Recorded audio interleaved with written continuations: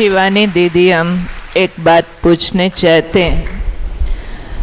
बहुत भाई बहनें कहते हैं, उनको तो लगता है हम प्यार से कहते हैं, दादी गई हमारा तो सब कुछ चला गया, बाबा का दूसरा रथ भी चला गया, अब तो बाबा का मिलना नहीं होगा। क्या जवाब देंगे उनको? एक स्टूडेंट लाइफ को देखते हैं। एक पूरा साल होता है हमारे पास स्टूडेंट लाइफ में। स्टूडेंट मतलब स्कूल में जो होते हैं। पहले टीचर रोज़ पढ़ाता है स्कूल में। कैसे होती है पढ़ाई? रोज़ हम स्कूल जाते हैं, रोज़ हम पढ़ते हैं, रोज़ हम स्कूल जाते हैं, रोज़ हम पढ़ते हैं। फिर जैसे जैसे हम थोड़ा सा एग्ज़ाम के नज़दीक आते हैं ना, तो रोज़ की पढ़ाई बंद हो जाती है। उसके बाद टीचर बीच बीच में बुलाता है, आओ पढ़ो जाओ, घर में पढ़ो, आओ पढ़ो जाओ। तो पहले ब्रह्मा बाबा द्वारा रोज़ मुरली चलती थी, रोज़ की पढ़ाई। उसके बाद वो पाठ पूरा हुआ। फिर कभी कभी हम जाते थे मधुबन ना, तो पहले तो हफ्ते हफ्ते में ही हो जाता था। फिर उसके बाद 6 महीने में 15-15 दिन के बीच जाओ, डायरेक्ट मुरली सुनो, अब अपने अपने घर जाओ और पढ़ाई करो।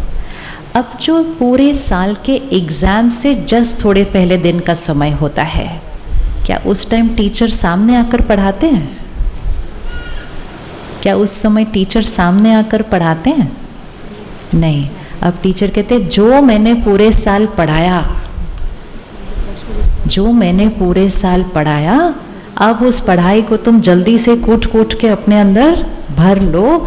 ये एग्ज़ाम का समय आ चुका है। एग्ज़ाम मतलब फाइनल टाइम, फाइनल टाइम।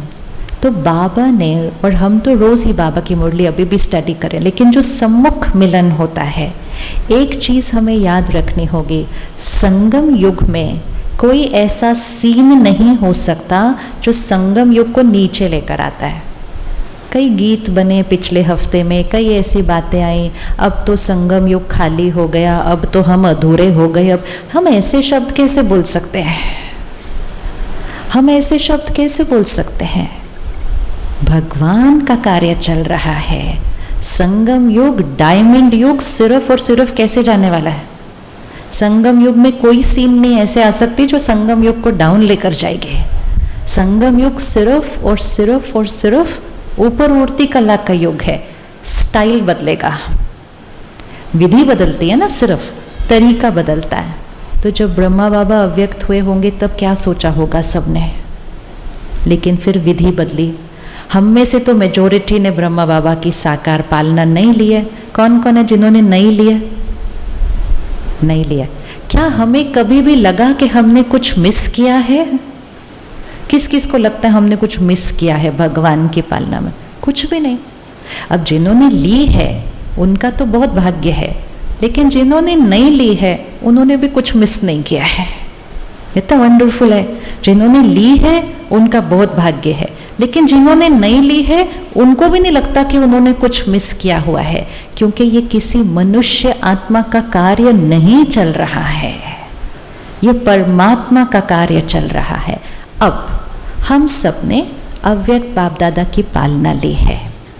अब बहुत सारे बच्चे आएंगे, ऐसा तो है नहीं कि अभी और नए नए आने वाले हैं। जो नए आएंगे अब उन्होंने अव्यक्त बाप दादा की पालना भी नहीं ली होगी। क्या लगता है उनको कुछ ऐसा लगेगा कि उन्होंने मिस किया कुछ? क्या लगता है उनको लगेगा कि उन्होंने कुछ मिस किया है? क्योंकि अभी तो बहुत सारे बच्चे आने हैं और उन्होंने कोई डायरेक्ट अव्यक्त मुरली वो नहीं सुनेंगे, नहीं मिलेगा वो चांस।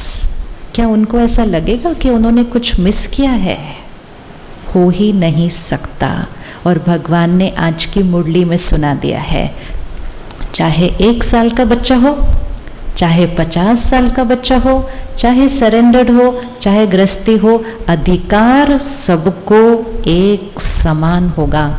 ये निश्चय की कमी है अगर हम कहते हैं कि अब क्या होगा, क्वेश्चन मार्क ड्रामा की सीन के ऊपर।